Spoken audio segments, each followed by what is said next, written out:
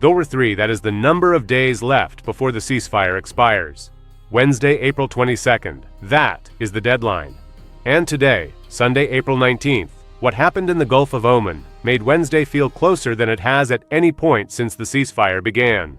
At 17 knots, heading toward the Iranian port of Bandar Abbas, an Iranian-flagged cargo ship named the Touska was moving through the North Arabian Sea, nearly 900 feet long, weighing almost as much as an aircraft carrier, according to Trump's own description, under United States Treasury sanctions for what the government describes as a prior history of illegal activity, and in direct violation of the American naval blockade that has been in effect since April 13th.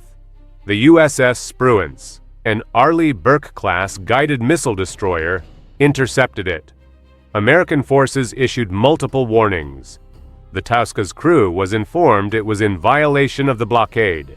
For 6 hours, the warnings were repeated. For 6 hours, the Touska kept moving. Then the Spruance ordered the engine room evacuated. And then it fired several rounds from its 5-inch Mk-45 gun into the engine room, disabling the ship's propulsion. The Touska stopped. Marines from the 31st Marine Expeditionary Unit boarded the vessel. The United States now has full custody of an Iranian-flagged cargo ship in the Gulf of Oman. At the same time this was happening, while the Spruance was firing into the Touska's engine room, Trump announced that a new American delegation is traveling to Islamabad, Pakistan for a second round of peace talks with Iran. Vance, Witkoff, Kushner. The same team that sat in a room for 21 hours last weekend and came home without a deal. Iran then said, on Sunday afternoon through its official news agency IRNA, that it was declining to join those talks, citing Washington's excessive demands, unrealistic expectations, constant shifts in stance, and the ongoing naval blockade, which Tehran considers a breach of the ceasefire. Both sides fired on ships. Both sides announced they want to negotiate. Both sides said the other side is acting in bad faith, and 3 days remain on the ceasefire clock.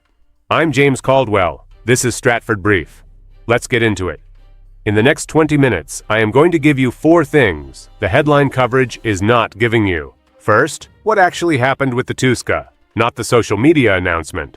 The operational sequence, what the Spruance did, when it did it, and what the documented record shows about the decision to shoot rather than turn the ship back. Because the United States has forced more than 25 ships to turn around since the blockade began. The Touska is the first one that was shot. Second, the India dimension. Because the same day the Spruance was disabling the Touska, Iranian gunboats fired on 2 Indian-flagged tankers in the Strait of Hormuz. India summoned Iran's ambassador. A supertanker carrying 2 million barrels of Iraqi oil turned around. India is not a party to this conflict, and the fact that it is now directly in the middle of it changes the geopolitical calculation in ways almost nobody is examining. Third, the talk about talks. Because Trump announced negotiations. Iran said it's not coming. Then Iranian sources told CNN a delegation will arrive in Islamabad on Tuesday. The White House said Vance is going despite Trump publicly denying it for security reasons. The confusion around who is attending, when, and under what conditions is itself analytically significant. And it tells you something specific about the state of the negotiating process 3 days before the deadline. Fourth, what Wednesday actually looks like now. Because the sequence of events today, ship seized, ships fired on, talks announced, talks rejected, talks apparently back on, is the most compressed escalation and negotiation cycle this conflict has produced. And understanding what it tells you about the 72 hours ahead requires examining each element separately before seeing what they add up to. Stay with me. Each layer changes how you read the one before it. Let me start with the Touska. Because the documented sequence of what happened is more precise than most of the initial coverage conveyed. According to the official CENTCOM statement published on DVIDs and confirmed by Stars and Stripes, the USS Spruance intercepted the Touska as it transited the North Arabian Sea at 17 knots, heading toward Bandar Abbas, an Iranian port. American forces issued multiple warnings, informing the Iranian-flagged vessel it was in violation of the U.S. blockade. After the Touska's crew failed to comply with repeated warnings over a 6-hour period, Spruance directed the vessel to evacuate its engine room, a formal warning that the engine room was about to be targeted.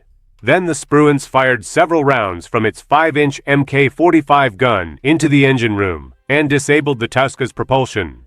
Marines from the 31st Marine Expeditionary Unit boarded the non-compliant vessel. It remains in U.S. custody. CENTCOM's statement said, American forces acted in a deliberate, professional, and proportional manner to ensure compliance. That language, deliberate, professional, proportional, is specific institutional framing. It signals that the decision to fire, rather than continue turning the ship back, was a considered operational decision, not a spontaneous escalation. The distinction matters because the Touska is the first vessel to be fired upon since the blockade began on April 13th. Before today, the United States had directed 25 commercial vessels to turn around or return to Iranian ports. 25 ships turned back without incident. The Touska did not turn back. The 6-hour window between the first warning and the first shot is the documented evidence that the decision to fire was deliberate. The crew had 6 hours to reverse course. They did not. Trump's Truth Social post about the Touska is worth reading in full because its specific language reveals what the administration wants this action to communicate. He described the Touska as nearly 900 feet long and weighing almost as much as an aircraft carrier, establishing scale and threat. He said the Iranian crew refused to listen after fair warning, establishing procedural justification. He said the Navy stopped them right in their tracks by blowing a hole in the engine room, the language of a decisive, controlled action, not an accident. And he said U.S. Marines have custody of the vessel right now, present tense, active, immediate. That is not the language of a ceasefire. It is the language of enforcement.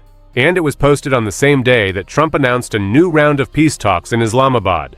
Before we continue, if this is the analysis you have been looking for, subscribe to Stratford Brief and turn on notifications. We do not report what happened. We report what it means, who decided it, and what the documented record forces them to do next. New brief every day. Let's continue. Now the India dimension, because this is the element of today's developments that is almost entirely missing from the American coverage, and that changes the geopolitical stakes of the next 72 hours significantly. On Saturday, Iranian gunboats fired on 2 Indian-flagged tankers transiting the Strait of Hormuz. India's Ministry of External Affairs issued a statement describing a serious incident of firing on merchant ships. India's Foreign Secretary Vikram Misri summoned Iran's ambassador to New Delhi and conveyed New Delhi's deep concern. The UK's Maritime Trade Operations Centre reported the tanker and its crew were safe. Ship tracker Tanker Trackers reported that 2 vessels had to turn around in the strait after the firing, including an Indian-flagged supertanker carrying 2 million barrels of Iraqi oil. India imports approximately 70% of its oil through the Strait of Hormuz. It is the world's 3rd largest oil importer. It is not party to the American-Iranian conflict. It is not under sanctions. Its flagged vessels were fired upon by Iranian gunboats while transiting international waters. The analytical significance is specific. When Iran fires on Indian-flagged vessels, it is not firing on American assets or American allies. It is firing on the maritime interests of a country that has maintained a neutral position in this conflict, and that has significant economic relationships with both the United States and Iran. India's summoning of Iran's ambassador is a diplomatic signal. A second incident would be a different kind of signal entirely. Iran's chief negotiator, Parliamentary Speaker Ghalibaf, made a statement on Iranian state television that is worth examining precisely. He said, "It is impossible for others to pass through the Strait of Hormuz while we cannot." That statement is the clearest public formulation Iran has given of its core position: symmetry of access. If American ships can transit the Gulf freely, while Iranian ports are blockaded, Iran's position is that the strait remains closed to everyone else. The operational expression of that position on Saturday was gunboats firing on Indian tankers. Now the talk about talks. Because the confusion around the second round of Islamabad negotiations is not a communications problem, it is an analytical signal about the state of the negotiating process. Trump announced Sunday morning that U.S. representatives are traveling to Islamabad for negotiations with Iran. He said the talks would begin Monday evening. He named a delegation: Vance, Witkoff, Kushner. He then told reporters that Vance would not be going due to security concerns. The White House then told CNN that Vance would in fact be attending. Iran's official news agency IRNA said Sunday afternoon that Iran had declined to join the talks, citing Washington's excessive demands and the ongoing blockade. Iranian sources then told CNN separately that a delegation would arrive in Pakistan on Tuesday. Do that arithmetic slowly. Announced Monday. Trump says Vance not going. White House says Vance is going. Iran officially declines. Iranian sources say delegation arriving Tuesday. That sequence in a single afternoon tells you something specific about the decision-making structure on both sides as they approach a 72-hour deadline. The American side is not speaking with a single voice about who is attending or when the talks begin. The Iranian side is officially declining, while privately confirming it will show up. Both sides are simultaneously escalating, seizing ships, firing on tankers, and negotiating. A rigorous analysis requires acknowledging the counterargument. The strongest version of the case for optimism is this: both sides are still sending people to the same room. Iran is officially declining while its sources confirm attendance. Trump is threatening power plants and bridges while announcing peace talks. These are negotiating positions, not final decisions. The pattern of this conflict has consistently been that the most alarming public statement and the most constructive private diplomatic move happen on the same day. Today is not different from that pattern. That argument is legitimate, and it requires holding two things simultaneously: the genuine possibility that a deal gets done before Wednesday, and the genuine possibility that it does not, and that the ceasefire expires with the Touska in American custody. Iranian gunboats having fired on Indian tankers, and no framework in place. The indicator that will tell you which direction this goes is the same one that has been the clearest signal throughout this conflict. Watch the Islamabad channel. If Iranian officials publicly confirm their attendance before Monday morning, there is a pathway. If IRNA maintains its declination through Sunday night, the probability of a ceasefire lapse rises with every passing hour. The diplomatic window to produce a framework before Wednesday night is measured now in hours, not days. Let me give you the assessment the documented record demands.